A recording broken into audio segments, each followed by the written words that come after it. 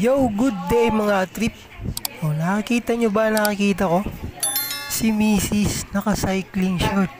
Yan nga't naglo-lotion pa. Nagpuyod na din ang buhok. Nagpalit din ng damit, dry fit. At naka-belt bag pa. Baka mangungobra. Hindi, joke lang. Nag-aya kasi siya mag-ride. Nakita niya kasi itong trending post sa Facebook tungkol sa J Castle na pag-aari ni DJ or ni Daniel Padilla. Kaya for today's trip ay sasamahan nga natin siya doon dahil nabanggit ko na alam ko kung saan ba yun matatagpuan. Kaya nga agad kaming pumulas papunta ng Barangay Gonzales, dito lang yan sa Tanawan. Yan nga si Mrs. nasa aking likuran, umis na umis, labas ang pangmais. At dahil nga mainit sa highway at maraming sasakyan, dito kami dumaan sa Barangay Tinurek.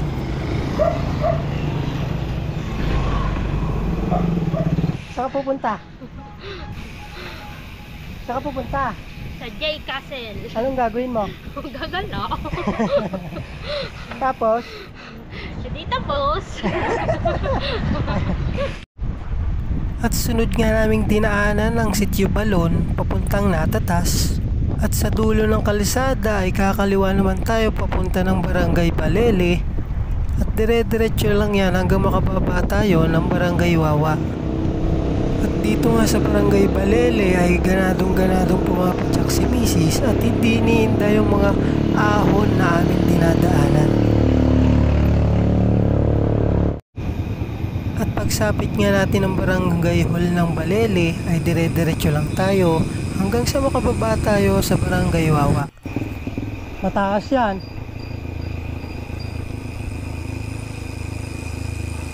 Pag alanganin ka, pwede ka naman bumaba.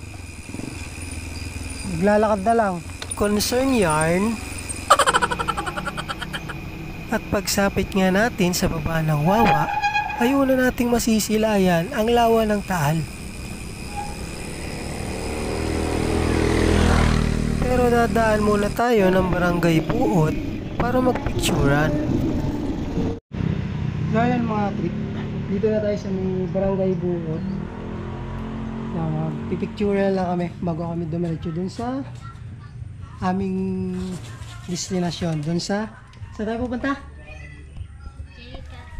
Ang hina. Saan? Saan tayo pupunta? Hala?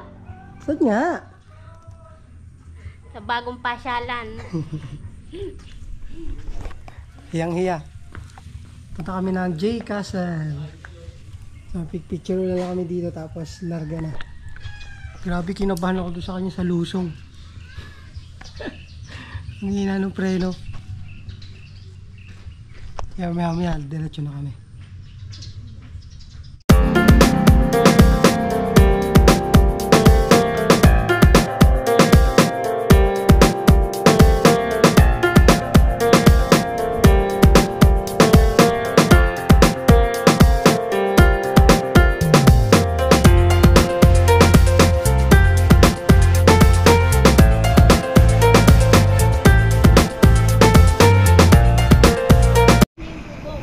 So yan mga trip, tuwan-tuwa yung kasama natin ngayon kasi yung gusto niyang puntahan, yung J Castle, kita na daw niyo yung bubong. Bubong pa lang yan, tuwan-tuwa na. Paano pag nandun na, di ba? You know. Kaya nga lang, bago kami makarating ng J Castle ay may mga ahon pa rin kaming madadaanan. Hala, kasunod ko na.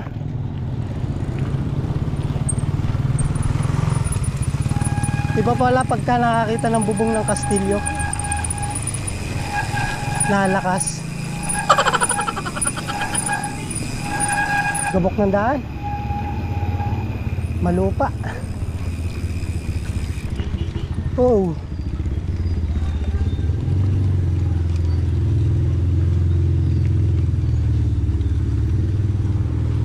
di nga ako dumaan dyan, makapalang gabok.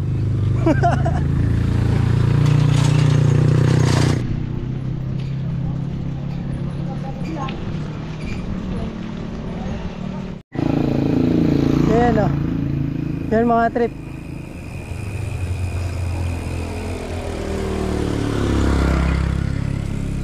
Ahon! Malapit na ang kastilyo mo.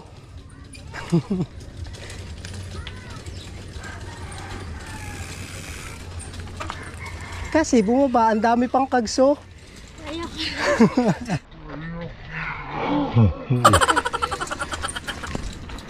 Oh. And finally, narating na rin namin yung kastilyo niya. Este ni Daniel Padilla.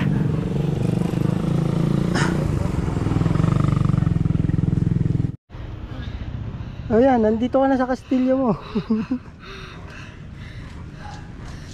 Bane, meet the castle.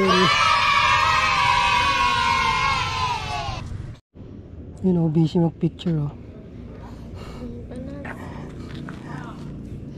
Kamusta ang iyong adventure papunta sa iyong kastilyo? Ha? Daming ahon. Nakarating ka naman. And that time nga pala, hindi pa nakapag-opening yung J Castle at hindi pa rin nagpapapasok. Kaya nagpicture na lang kami para sulit naman yung aming punta.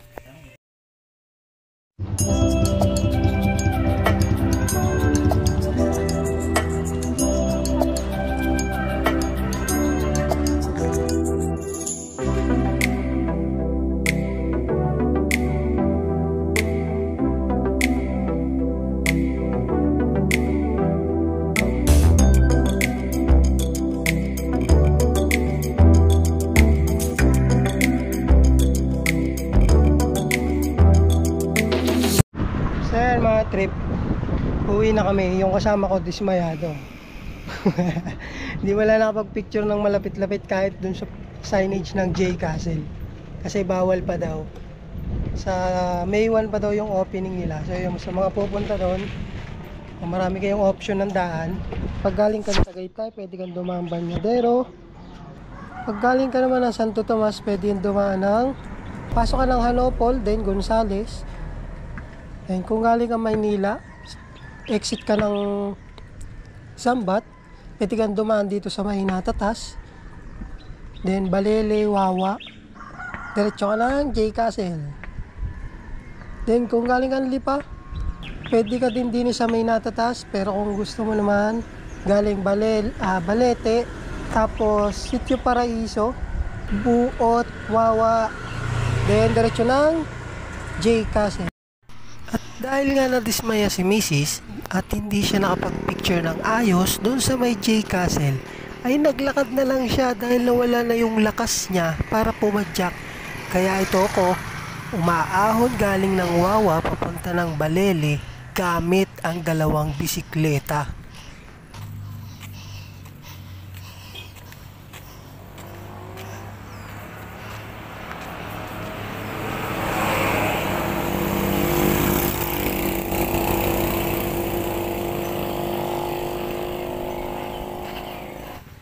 At kung nagustuhan nyo ang video na ito, ay makiki-hit na lang po yung like button and subscribe na din kayo sa aking channel. At huwag nyo rin kalimutang mag-comment and pasabi na rin kung taga saan kayo nang malaman ko naman kung saan umabot yung video ko. So that's all for this video mga trip. And have a safe trip sa inyo mga trip. Bye bye! Bata, pagod na pagod. Lumakad.